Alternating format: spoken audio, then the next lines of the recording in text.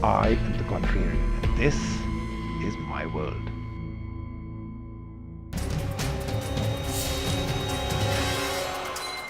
Hi, this is Punachal Machaya on The Contrarian with Rajiv to really share my views on creative destruction of medicine and how we will see a paradigm shift with technology and data sciences. And I believe there's going to be a paradigm shift which will basically change the paradigm from the doctor will see you now to the patient will see you now.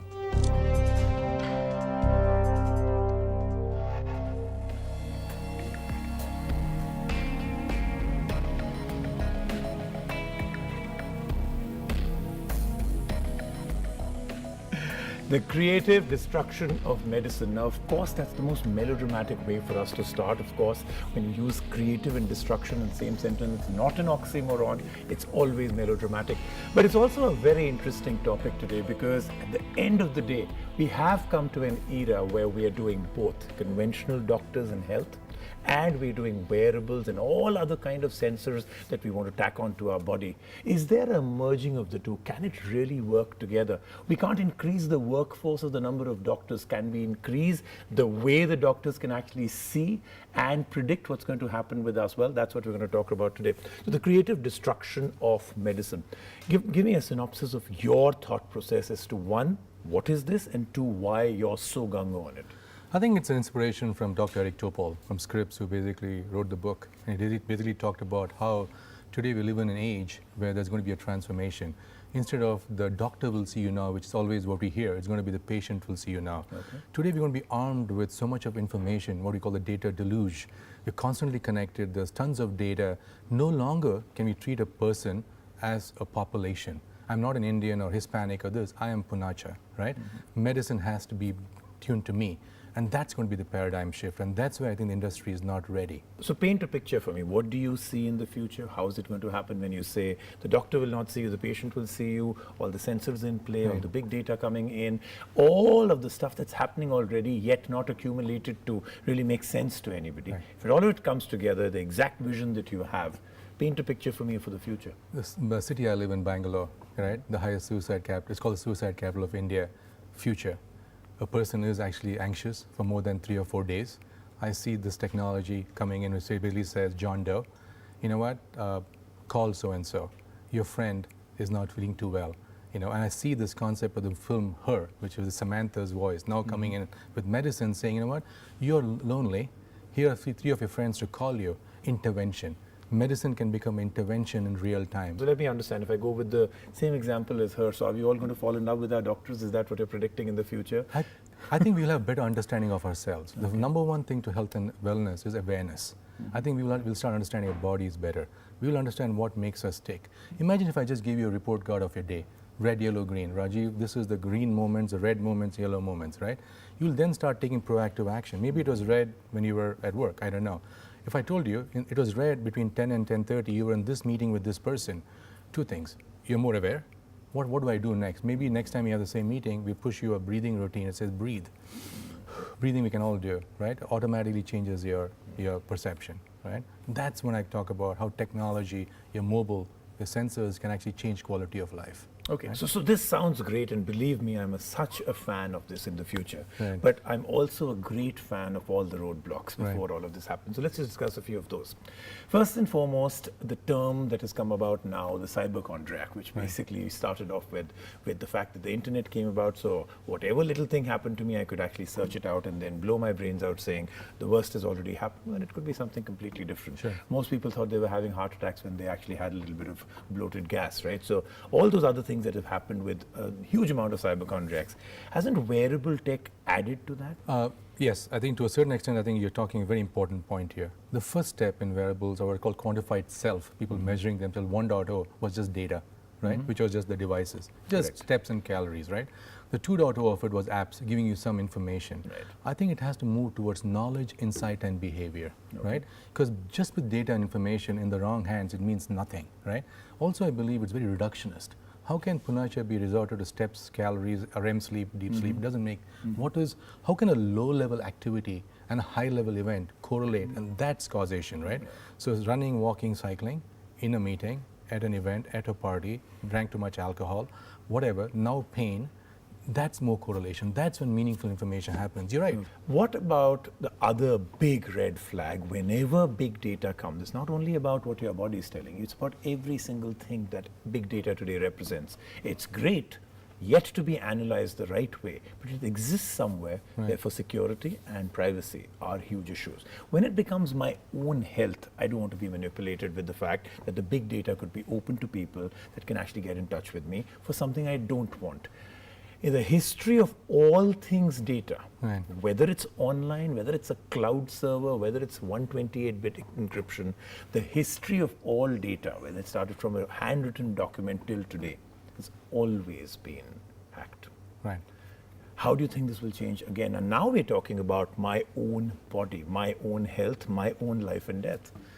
And so it's an interesting point, and I don't have the complete answer to this, but I'll give you a trend, right? Basically, I think we're growing up at a time when people are open sourcing Wikinomics, the power of crowd and mass collaboration. If I'm going through cancer, I don't care where my data is. I just want a cure. I want people all over the world to know what I'm doing to really cure me, right? So I believe in, this is my belief in humanity, and maybe this is my altruistic side, I'm thinking about this, right? That I think people today, if it's coming together to help my health and wellness, it's okay. Right? But the question is, are people going to manipulate it? It's always there. Exactly. Right? So you're talking about the good part. You have something, it's working for you, you want to share it with everybody else. There are 35 other people all over the world who have the same problem as you, and 5 of them can tell you, this works better, don't do this. Fantastic. That's crowdsourcing. If it happens for health, great. I'm talking about the company that will call you saying that from all your data, we believe you're about to have a heart attack. We're ready with an ambulance outside, it'll be with you in about 3 minutes. That manipulation. I think that is a fear. And I think that's a much bigger problem across everything we do, right? And I don't have the answer to that. And I think I'd be very honest, because I think there's regulation, there's something we need to come in when that gets beyond control. When people start selling you drugs and medication and this and that, knowing that you are now prone to this, right? So I'm still going to come and say, let's solve the first part. Can we do we have a solution? Can I find somebody like me out there who's going through what I'm going? Maybe it's a woman who has had postpartum depression, really can't talk to any of her friends or family, goes online and figures out that I can now do a search which kind of matches me with 50 women who just had babies around the world who understand me. It's not my doctor. My doctor doesn't understand me. It's 10 minutes. Let's talk about one more thing, and that's now coming down to, of course, the classic system where we all throw this out. There can't be too many other doctors, so let's use technology to make those doctors more efficient for more people. But then the workforce itself, doctors, and I may get hated for it, and I'm sure the next time I go to my own doctor, he's going to be like, I don't want to talk to you anymore because you kind of criticize me, and I'm not criticizing. I'm just saying that because of the way they are, the current workforce of doctors, there have been many studies that say that they are quite averse to technology in every which way. Also, they don't want to open this out. This close-knit conventional system of how they have worked till today is important to them.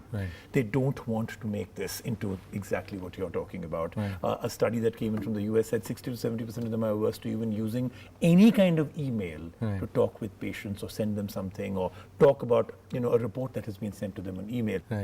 The expertise, the knowledge, the incredible healing powers will still come from individuals.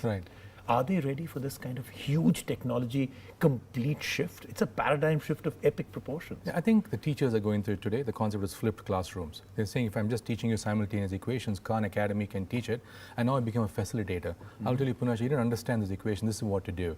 I think the doctor is a healer. And he wants to heal millions of people. And if I, with technology, or if technology can enable them to actually see more people, and they can understand the narrative of what happened to the human body better, right? When you go to a doctor, what do? You tell a story. I earned this, I did something, and something happened. The doctor can now go back and replay your day and really understand what happened, and then be able to understand you better.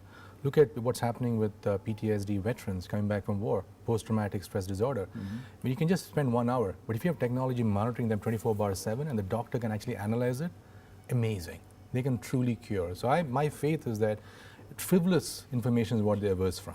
Right? Just communicate, send me yet another email or just digitize my voice or whatever.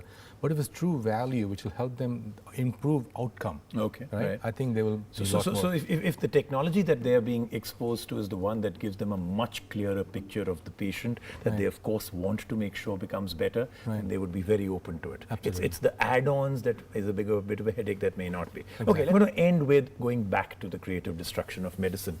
Do you see absolutely through the amount of years that it'll take for us to get to where you were already painting a picture? What kind of roadblocks do you see? I think it is culture. I think very much you said, am I safe in the hands of this technology? Am I, who is reading my information? The only thing I think it's me, an individual. I think once the individual starts opening up and really getting knowledge, it's trust network, right? I give you something, you give me something. And the moment they see value, I think we are done. Great. Very interesting to hear what your thoughts are and how maybe the future where we've been really struggling with this amount of data we're now creating, which makes no sense, and it does lead to an extreme amount of boredom eventually. I mean, that the basis band you're wearing gave me a ton of data, but I took it off because I said at the end of the day, I don't know what to do with all of this.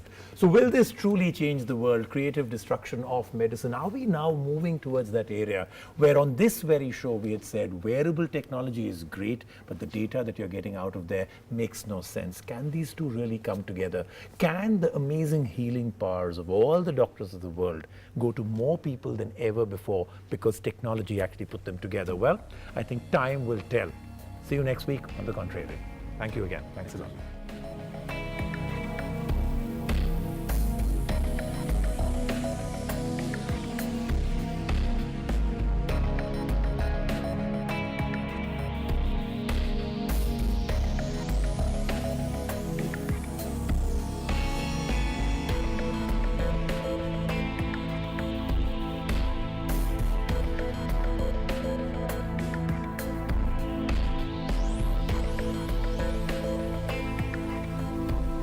I am the contrarian, and this is my world.